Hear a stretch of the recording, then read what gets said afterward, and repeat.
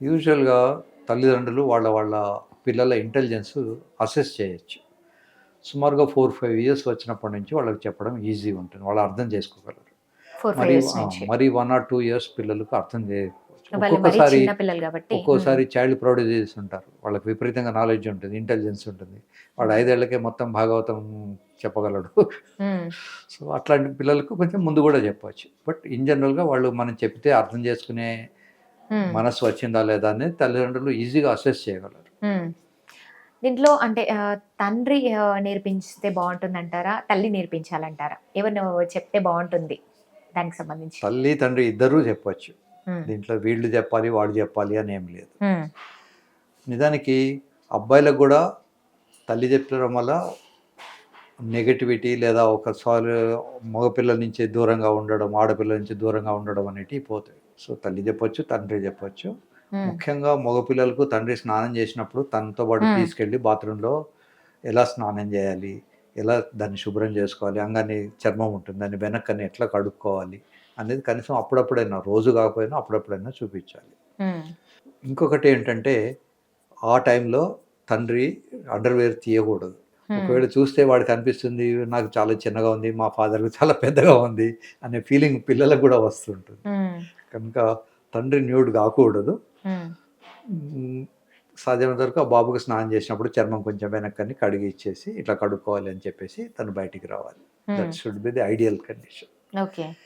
Unfortunately తల్లిదండ్రులు కూడా పిల్లలతో మాట్లాడడానికి సిగ్గుపడతారు ఈ విషయాల్లో. హ్మ్. తర్వాత సొసైటీలో కూడా కొద్దిమంది వాలంటరీ వర్క్ చేయాలి. ఓకే.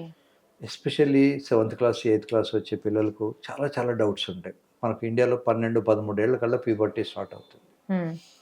వీళ్ళకు రకరకాలైనటువంటి ఆలోచనలు, తర్వాత నౌడేస్ సెల్ ఫోన్ అవైలబుల్ చిన్న పిల్లలు గూడా ఉంటుంది. అవును. ఎందుకంటే వాళ్ళ క్లాస్‌లో అవి గూడా సెల్ ఫోన్‌లోనే వస్తాయి. హ్మ్.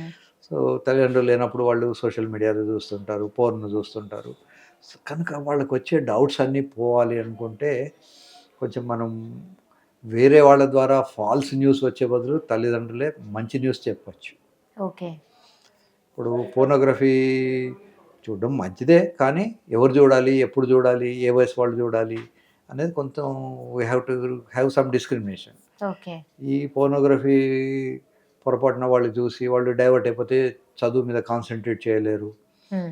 తర్వాత they may become even criminals.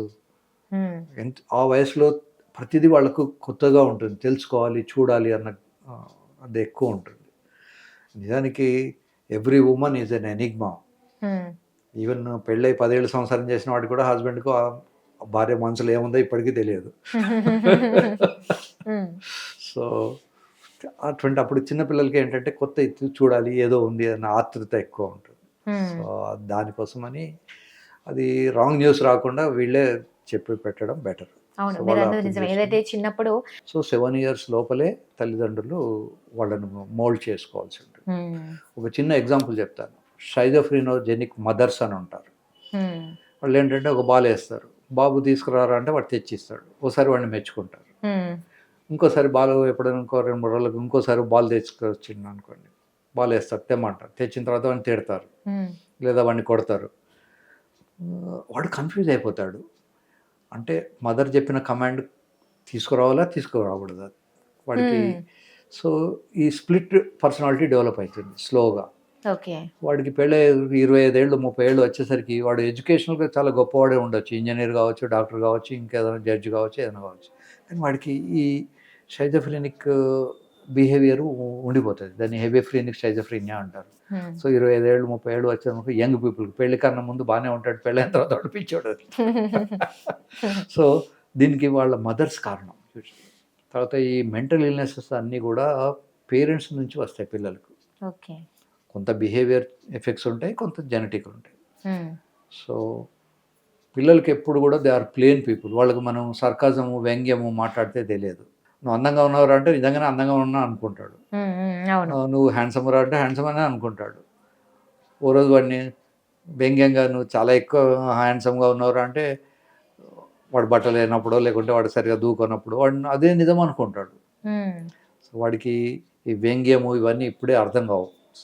So, ఇప్పుడు గూడా పేరెంట్సు, వాడితో బిహేవ్ చేసే రిలేటివ్సు అందరూ గూడా ప్లెయిన్గా మాట్లాడడం నేర్చుకోవాలి. సర్కాజం చేయకూడదు వాళ్ళకు.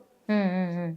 కొంత వయసు వచ్చాక వాళ్ళు కూడా సర్కాజం తెలుస్తుంది. హ్మ్. ఫర్ ఎగ్జాంపుల్ తక్కువ మార్కులు వచ్చినాయనుకోండి, "ఒరేయ్! నీకు భలే మార్కులు వచ్చాయిరా, నీకు 20 వచ్చినా కూడా గ్రేటేరా" అన్నా అనుకోండి, వాడు నిజమే అనుకుంటాడు.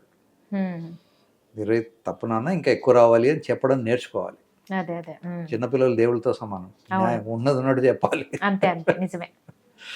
సో, పిల్లలకి around 5 years is the ideal time. హ్మ్. వాళ్ళకి ఆ టైంలో తల్లిదండ్రులు చెప్పాలి. టచ్ ఎక్కడ టచ్ చేయాలి. Hi everyone, Nenu mi Vedika. Please subscribe to Volgo Health. Don't forget.